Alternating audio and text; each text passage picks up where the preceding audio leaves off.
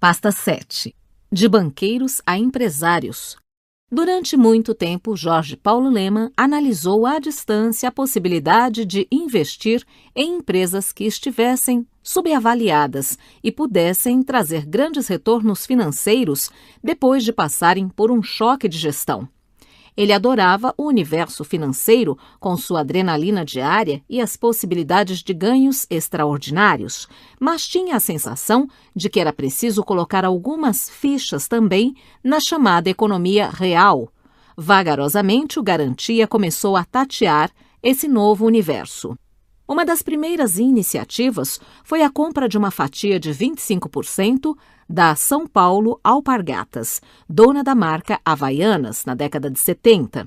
Na mesma época, adquiriu uma pequena participação da varejista Lojas Brasileiras, que anos depois seria vendida ao empresário Bernardo Goldfarb, fundador da Lojas Marisa. Em ambos os casos, como minoritários, os sócios do Garantia tiveram pouca margem para influenciar a administração das companhias.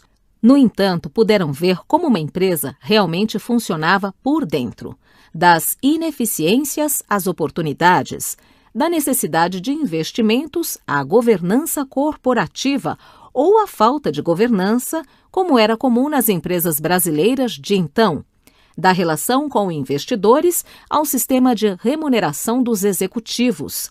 Esse aprendizado era ótimo, mas o pessoal do Garantia achava que havia chegado a hora de colocar a mão na massa. Para isso, era preciso ser dono do próprio negócio. Uma empresa em particular atraía a atenção de Jorge Paulo, a rede de varejo Lojas Americanas. Fundada em Niterói pelos americanos John Lee, Glenn Mattson, James Marshall e Betson Borg, em 1929, a varejista foi uma das pioneiras do mercado de capitais brasileiro, ao estrear na Bolsa de Valores do Rio de Janeiro em 1940. 4 décadas depois de sua abertura de capital, a Lojas Americanas havia perdido o brilho. Os fundadores já estavam fora e os números pioravam a cada ano. Seu valor de mercado na época não chegava a 30 milhões de dólares, uma modesta fração dos quase 100 milhões de dólares que a empresa tinha em imóveis. Jorge Paulo fez uma conta simples. A empresa estava tão barata que mesmo se tudo desse errado com a operação, ainda seria possível ganhar dinheiro com a venda dos imóveis.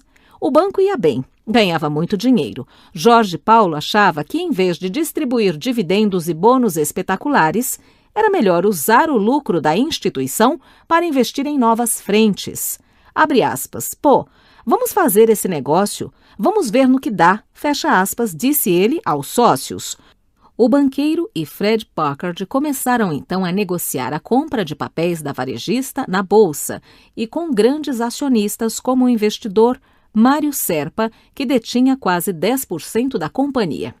Beto Sicupira logo notou que ali havia uma grande oportunidade, não só para o banco, como para ele próprio, e também abraçou o projeto.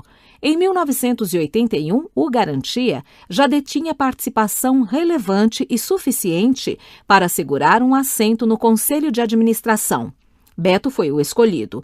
Ele passou a frequentar as reuniões, carregando embaixo do braço um caderno de capa vermelha no qual anotava todas as informações que ouvia e lia, cruzava os dados das reuniões com outros disponíveis, conversava com funcionários. Comparava o desempenho da Americanas com o dos concorrentes, estudava os movimentos do varejo lá fora. Em pouco tempo, ninguém sabia com tantos detalhes como funcionava a Lojas Americanas quanto Beto Sicupira. Para fazer caixa e ter condições de assumir o controle da Americanas, o Garantia vendeu sua participação na São Paulo Alpargatas para Camargo Correia. Abre aspas, fiquei 2 anos enchendo o saco do Sebastião Camargo, fundador do grupo, para convencê-lo a comprar aquilo. Fecha aspas, afirma Luiz César Fernandes. Com o dinheiro na mão, Jorge Paulo foi até a sede do Banco Itaú em São Paulo para ter uma conversa com o engenheiro Olavo Setúbal, dono da instituição e ex-prefeito de São Paulo. Lá, ele explicou que precisava do bloco que o Itaú detinha nas Lojas Americanas para assumir o controle da varejista e recolocá-la no prumo. Setúbal, convencido pelo discurso entusiasmado, topou a oferta. Não era apenas o início da transformação do banqueiro Jorge Paulo Lemann no empresário Jorge Paulo Lemann. Todos os sócios do banco na época, independentemente de estarem envolvidos com o negócio, tiveram a chance de entrar na transação e se tornar donos das Lojas Americanas. Quem virou sócio do banco depois da aquisição não ganhou participação na varejista. Jorge Paulo estava mudando o rumo de sua carreira e levava gente como Beto Sicupira, Marcel Teles e Luiz César Fernandes com ele. Delicadeza no ambiente de trabalho nunca foi o forte de Beto Sicupira. No Garantia, se tornaram lendárias as cenas de destempero protagonizadas por ele. Trator e dono da verdade são algumas das expressões mais usadas por antigos colegas do banco para descrever seu temperamento mercurial. No dia a dia, ele nunca economizou gritos, palavrões e murros na mesa para fazer valer sua opinião. Abre aspas, é mais fácil segurar um louco do que empurrar um burro. Fecha aspas, é uma de suas frases favoritas. Com a aquisição da combalida Lojas Americanas pelo Garantia em 1982, ninguém melhor do que um sujeito com sangue no olho para fazer com que a empresa entrasse nos eixos. Beto chegou à modestíssima sede da Lojas Americanas, na rua Sacadura Cabral, no centro do Rio de Janeiro, munido de um plano minucioso e de uma tremenda vontade de virar aquele negócio. Inicialmente, sua remuneração seria muito menor do que a que recebia no Garantia, algo em torno de 10% do salário pago pelo banco. Ele deixou para trás o dinheiro e os antigos colegas. Chegou a Lojas Americanas praticamente sozinho. De imediato, levou um auditor da antiga Arthur Andersen e o jovem Carlos André de Laurentiis, que anos depois se tornaria presidente do site Shoptime. Sua ideia era primeiro conhecer de perto quem estava na companhia, selecionar os que tinham talento e dispensar os demais. Uma estratégia repetida depois em praticamente todas as aquisições de empresas feitas pelo trio. Apesar dos resultados cambaleantes, a antiga administração tinha planos megalomaníacos. O exemplo mais emblemático era o de erguer uma espécie de subsede na Barra da Tijuca, com direito a uma quadra de tênis nos fundos.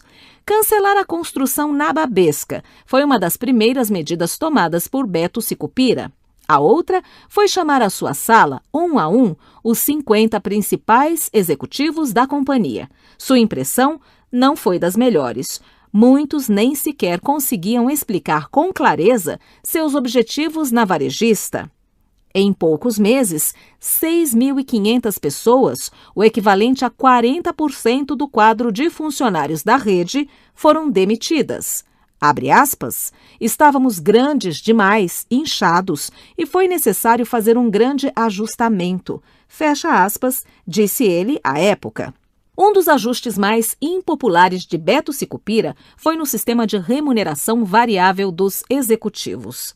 As metas estabelecidas eram tão fáceis que, mesmo com a piora do desempenho da empresa nos últimos anos, os bônus continuavam a ser distribuídos. Como?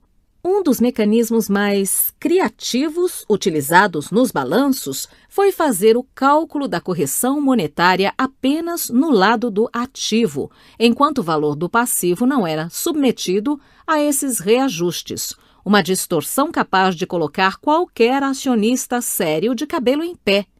Beto acabou com os truques e implementou um sistema de remuneração variável mais duro e agressivo, inspirado no Garantia. O pessoal chiou. 6 meses depois da chegada do novo controlador, um grupo de 35 executivos pediu uma reunião com Beto para pleitear que o sistema antigo de remuneração voltasse. O empresário, sem esconder a irritação, disse que avaliaria o caso.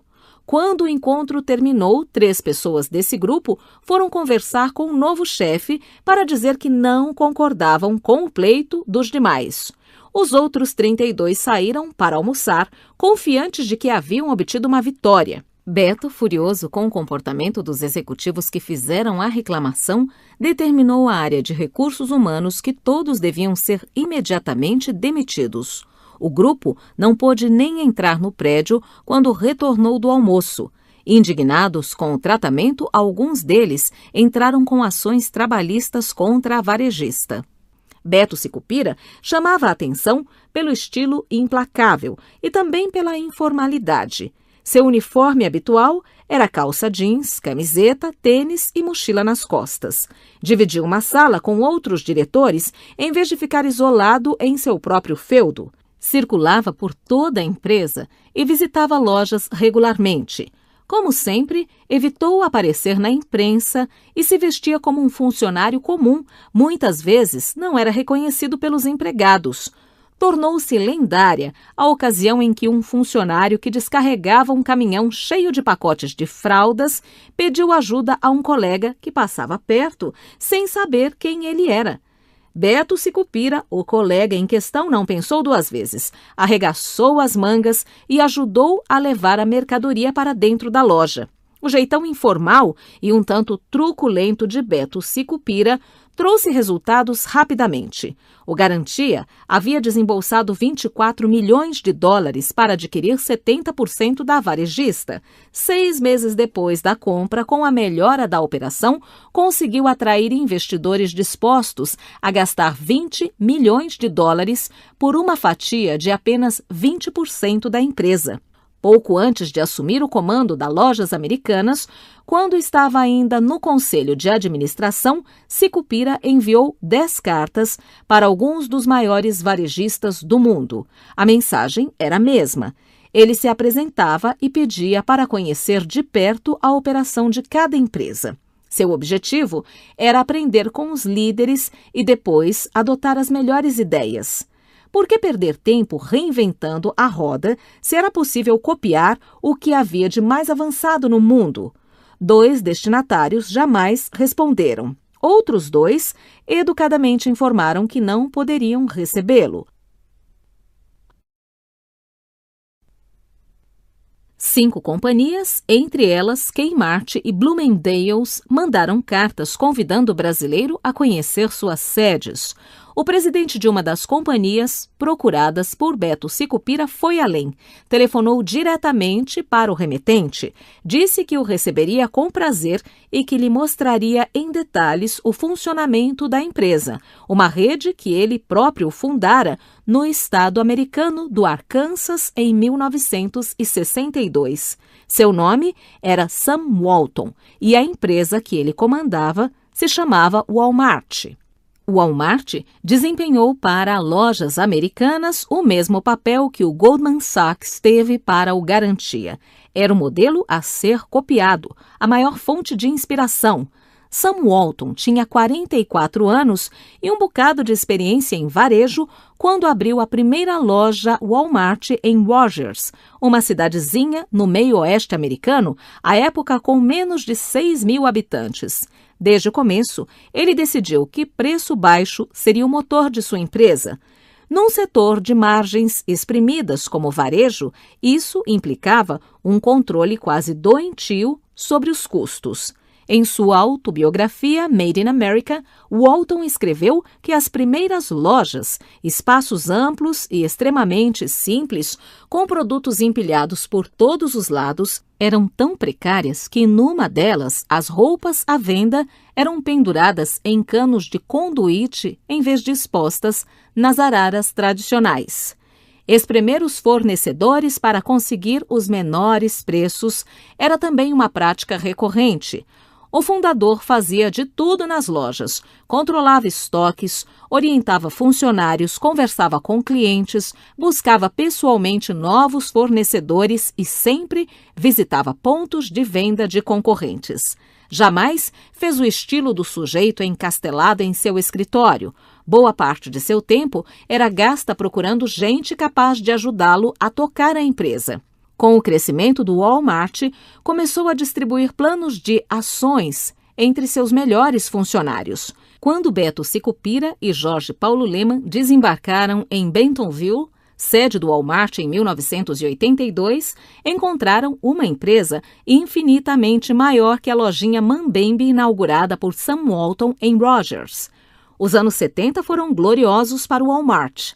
No início daquela década, a rede somava 32 lojas e receitas de 31 milhões de dólares. Em 1980, o número havia nonuplicado, totalizava 276 pontos de venda e o faturamento cresceu quase 40 vezes, alcançando 1,2 bilhão de dólares. O dono do Walmart já era um dos homens mais ricos dos Estados Unidos. Em 1985, viria a alcançar o topo da lista publicada pela revista Forbes. Abre aspas, como em quase todos os casos de sucesso instantâneo, levou uns 20 anos para acontecer. Fecha aspas, afirmou o empreendedor com bom humor em sua autobiografia. Assim que os brasileiros desceram do avião turbohélice no pequeno aeroporto local e perceberam que o homem com boné na cabeça, sentado numa velha picape com cachorros e rifles de caça na caçamba, era o próprio Sam Walton, ficaram agradavelmente surpresos. Uma empresa poderosa e um estilo de vida simples eram justamente o que eles também gostariam de ter. Com tanto em comum, não é de estranhar que Jorge Paulo, Beto e Walton tenham se tornado amigos. Com o primeiro, o fundador do Walmart formava uma dupla imbatível para arrasar adversários nas quadras de tênis. Beto, por sua vez, era a companhia perfeita para conhecer o mercado e visitar lojas da concorrência. Os brasileiros não poderiam ter encontrado um professor melhor para ensiná-los a operar no mundo do varejo. A convivência tornou-se tão próxima que, em 2 ocasiões, o fundador do Walmart veio até o Brasil. Numa delas, enquanto visitava uma loja do Carrefour no Rio de Janeiro com Beto, foi preso por espionagem industrial. Os seguranças da loja acharam muito estranho aquele gringo que tirava fotografias, media o tamanho das gôndolas com uma trena e anotava o sortimento de produtos. Jorge Paulo teve que telefonar para o presidente do Carrefour no Brasil. A empresa era cliente do banco para pedir que a dupla de infratores fosse liberada. Assim como seus amigos brasileiros, Walton era um workaholic e quem trabalhava com ele deveria seguir o mesmo ritmo. Nas manhãs de sábado, ele se reunia com os gerentes da rede para avaliar o resultado da semana e planejar o que seria feito dali para frente. Sam Walton não media as palavras quando achava que era preciso enquadrar alguém. Na autobiografia do empreendedor, um dos seus subordinados revelou que, numa ocasião, o chefe lhe disse, na frente de todo o grupo, que era melhor ele pensar antes de abrir a boca. Em meados da década de 80, numa dessas reuniões, Walton propôs um desafio aos seus executivos. Se a margem de lucro da companhia antes dos impostos fosse maior que 8%, a média do setor era metade desse índice. Ele dançaria hula-hula em Wall Street. A companhia bateu a meta e o empresário se viu obrigado a pagar a aposta.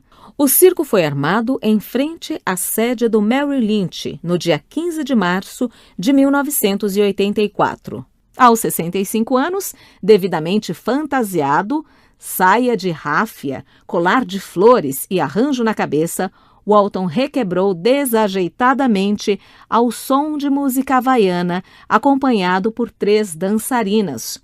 Longe de ser um exibicionista, ele teve de vencer a timidez para levar adiante sua estratégia de motivação do pessoal. Walton não dançou para aparecer em fotos de jornais e revistas, embora involuntariamente isso tenha acontecido. Ele dançou para provar aos seus associados, como os funcionários do Walmart são chamados, que faria tudo para ver a companhia crescer.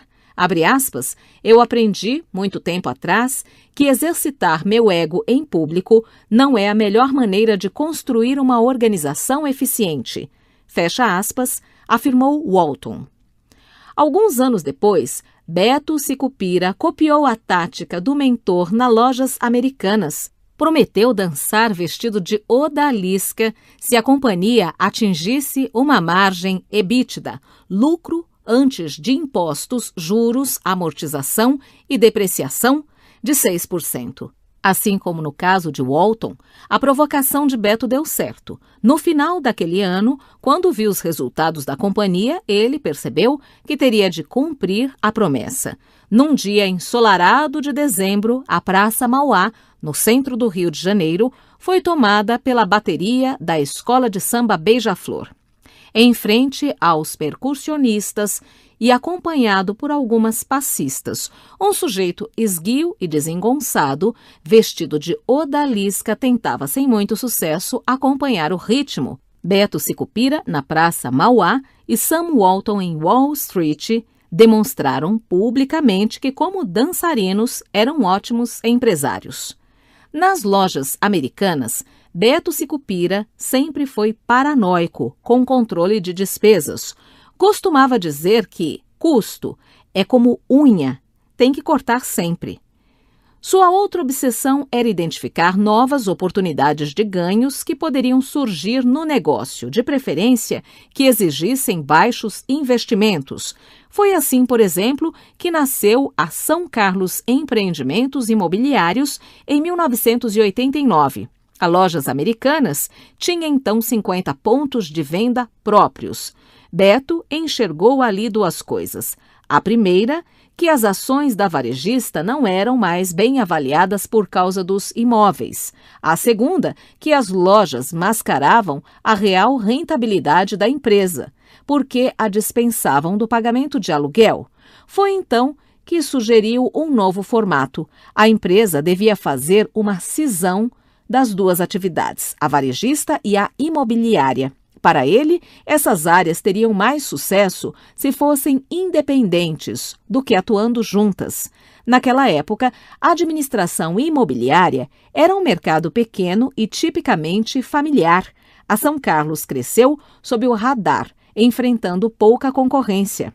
Foi só com o recente boom imobiliário brasileiro que a companhia ganhou popularidade. Em 2013, tinha um portfólio de 3,5 bilhões de reais, dos quais menos de 10% são pontos de venda da Lojas Americanas, e valia em bolsa algo em torno de 2,8 bilhões de reais. Um retorno e tanto para um negócio que nasceu sem exigir um tostão de investimento. Durante anos, o braço direito de Beto Sicupira nas Lojas Americanas foi o paulista José Paulo Amaral. Os dois haviam sido apresentados em um almoço no início dos anos 80 por André de Botton, um carioca de maneiras aristocráticas cuja família controlava a Mesbla, então uma poderosa rede de lojas de departamentos. Amaral era na época o diretor superintendente da Mesbla. E de Botton vinha preparando o executivo para eventualmente substituí-lo no comando da companhia.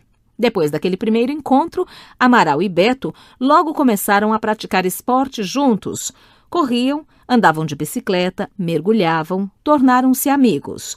Numa conversa entre os dois na casa de praia de Beto, em Cabo Frio, no litoral fluminense, Amaral comentou que adorava trabalhar na Mesbla. Mas havia um detalhe que o incomodava. A empresa, fundada em 1924, mantinha o controle familiar e nenhum funcionário, por melhor que fosse seu desempenho, tinha a chance de ganhar uma participação acionária. Beto entendeu o recado e gostou do que ouviu.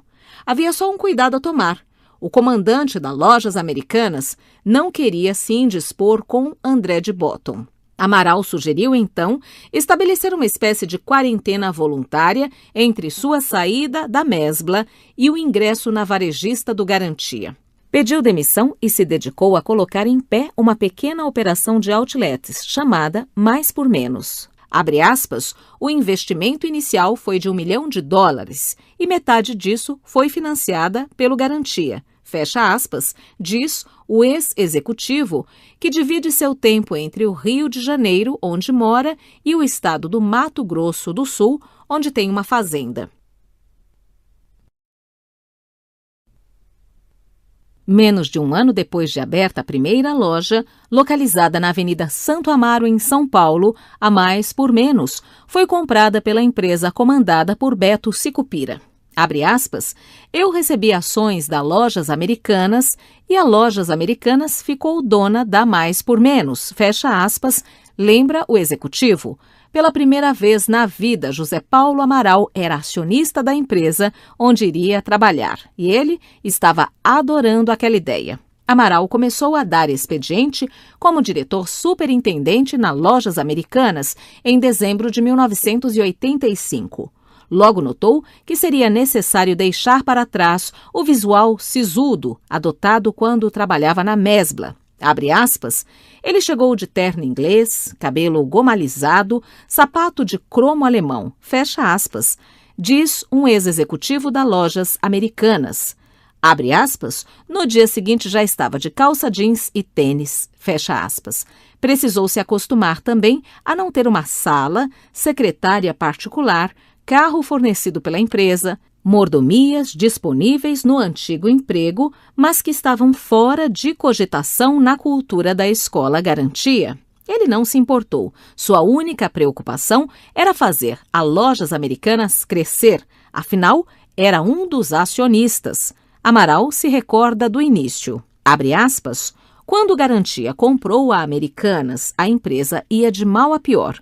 Beto via que existia a possibilidade de virar aquilo, mas era preciso agir duramente. Quem o conhece sabe que o radicalismo mora ali. Ele, na época mais jovem, mais durão, estava levando uma disciplina enorme para dentro da companhia, cortando despesas. Quando eu cheguei lá, ele ainda estava em plena ebulição, mandando gente embora, contratando outros e armando uma revolução. Aprendi muito com ele. Fecha aspas.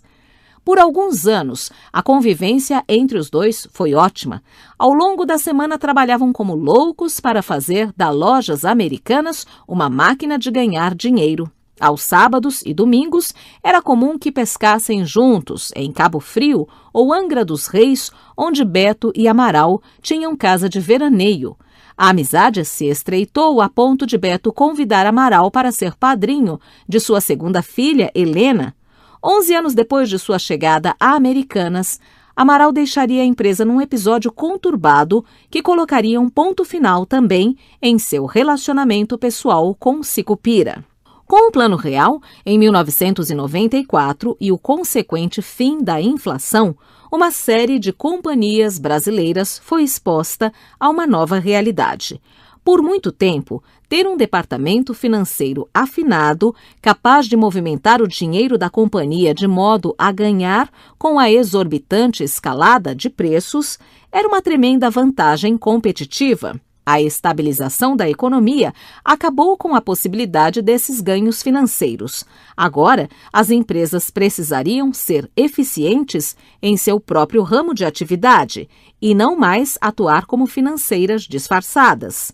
No setor de varejo, habituado a anos de remarcações, às vezes diárias, o baque foi imediato. Para Lojas Americanas, que carregava em seu DNA a origem de banco, o tombo foi mais severo. No primeiro trimestre de 1996, depois de 4 anos de lucros consecutivos, a rede controlada pelo Garantia registrou prejuízo.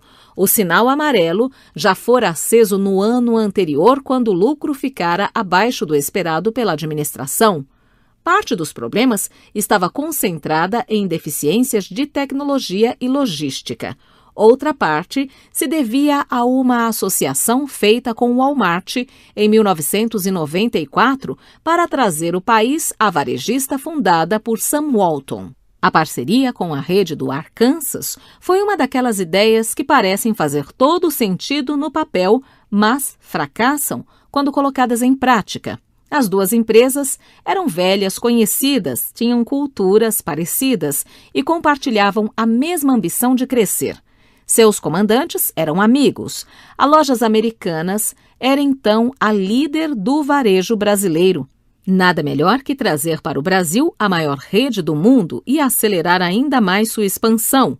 O acordo entre as duas partes previa que o Walmart teria 60% da nova empresa criada no Brasil e que a Americanas caberia o restante. Quando o negócio foi anunciado, a concorrência tremeu. Contra todas as expectativas, deu tudo errado. Como o Walmart nada sabia sobre os hábitos de consumo dos brasileiros, simplesmente reproduziu aqui o que fazia nos Estados Unidos. O que significava, por exemplo, vender bolsas para tacos de golfe, tilápias vivas e coletes salva-vidas em suas lojas. A Lojas Americanas, minoritária, pouco conseguia apitar sobre o destino da operação. Abre aspas, o pessoal do Walmart falava que a receita deles funcionava nos Estados Unidos e que funcionaria aqui também, fecha aspas, lembra José Paulo Amaral. Abre aspas. Na inauguração do Supercenter de Osasco, na Grande São Paulo, avisamos que era preciso colocar etiqueta eletrônica para evitar furtos, mas eles não ouviram. Foi uma festa para os bandidos. Roubaram barbeador, roupa, camisa, tudo. Fecha aspas. O papel dos brasileiros no negócio ficou praticamente reduzido a ajudar a financiar sua expansão. O problema é que a brincadeira saía caro, pelo menos para o bolso da Americanas, muito menor que o do Walmart. Entre continuar a injetar dinheiro numa companhia onde não podia ditar as regras e sair do negócio, a Americanas ficou com a segunda opção. 3 anos depois da assinatura do acordo, a varejista brasileira vendeu sua participação ao Walmart. Beto Sicupira e seus sócios foram forçados a abrir mão do sonho de se associar à maior varejista do mundo para preservar o caixa da Americanas, uma decisão da qual jamais se arrependeram. Sem os sócios locais, a operação brasileira do Walmart levou quase uma década para finalmente entrar nos eixos. Quando a separação do Walmart foi formalizada, Beto Sicupira já estava afastado do dia a dia das Lojas Americanas. Em 1993, ele havia deixado o posto de principal executivo da companhia para se dedicar à formação da GP Investimentos, o primeiro fundo de private equity do Brasil. O empresário permaneceu como presidente do conselho da varejista. Desde então, o comando das Lojas Americanas passou para as mãos de José Paulo Amaral. Para Beto, depois de uma gestão que já completava quase 5 anos, era o momento de fazer uma nova sucessão na companhia e, assim, dar oportunidade para que os mais jovens ascendessem. Sua ideia era fazer de Amaral sócio da GP Investimentos, onde a experiência do paulista como executivo poderia ser bem aproveitada. A lógica seria perfeita se Amaral estivesse de acordo com o plano, o que não era o caso. Para o executivo, sair da administração direta de uma grande companhia e se enfiar num fundo de investimentos representava o primeiro passo para a aposentadoria. Ele queria continuar mergulhado em uma operação, em vez de acompanhar à distância o desempenho de um punhado de empresas. O impasse em relação ao futuro de Amaral foi o primeiro elemento a minar a relação entre os dois amigos. O outro foi definir quem substituiria Amaral no futuro. O candidato de Beto Sicupira era Fersen Lambranho, um carioca formado em engenharia pela Universidade Federal do Rio de Janeiro e com mestrado em administração no COPED. Ele havia ingressado nas Lojas Americanas aos 24 anos, no mesmo mês em que Amaral começou a dar expediente. Amaral tinha outra preferência, o também engenheiro Luiz Meisler, responsável pela área de tecnologia da varejista, que se tornou vice-presidente executivo para a América Latina da Oracle. A personalidade de Fersen, como é conhecido, lembrava em muitos aspectos a de Beto Sicupira, mão na massa, incansável, truculento, ambicioso. Como responsável pela área financeira da Americanas, ele teve chance de fazer uma espécie de estágio no Garantia, o que lhe rendeu uma imersão valiosa na cultura do banco. Por causa dessa proximidade, Fersen é a única pessoa que não trabalhou no Garantia a ser convidada para os almoços de confraternização entre os ex-sócios, promovido por Rogério Castro Maia. Abre aspas, o Beto foi 100% decisivo na minha formação, fecha aspas, diz Fersen. Amaral e o pupilo de Beto tinham visões muito diferentes de como a companhia devia ser administrada. Nenhum deles escondia o conflito. Numa ocasião, aproveitando que Amaral estava em viagem, Fersen procurou Beto para falar sobre a necessidade de investir na área de logística, de modo a tornar a empresa mais eficiente. O chefe lhe deu carta branca e o jovem contratou a consultoria McKinsey por $1 milhão para redesenhar a operação. Quando soube da contratação feita à sua revelia, Amaral esbravejou. Abre aspas. Ele me chamou no canto e falou que ia pagar pelo projeto, mas que era bom eu saber que aquilo não ia andar. Fecha aspas, diz Fersen. Abre aspas, por atrasos como esse, a companhia perdeu muito tempo até conseguir se adaptar ao fim da inflação. Fecha aspas. A situação ficou insustentável. Durante uma reunião do Conselho da Lojas Americanas com Beto, Marcel Teles e Jorge Paulo Lemann, Amaral deu um ultimato. Abre aspas. Eu disse que havíamos chegado ao impasse, porque eu não conseguia convencer o Beto de que não queria ir para a GP, nem que o Fersen era a pessoa errada para assumir a Americanas. Fecha aspas, lembra o executivo. A reação de Jorge Paulo foi típica de alguém que evita a todo custo entrar em conflito. Ele olhou para Beto e Amaral e falou, abre aspas, vocês são compadres, vocês decidem. Fecha aspas. Por alguns segundos a sala ficou em silêncio. Depois de pensar um pouco, Beto disse que Amaral iria para a GP. Abre aspas. Não, eu vou embora. Fecha aspas. Encerrou o executivo. O anúncio, aparentemente intempestivo, pegou o trio de surpresa. O que os empresários não sabiam é que Amaral já tinha um novo trabalho engatilhado.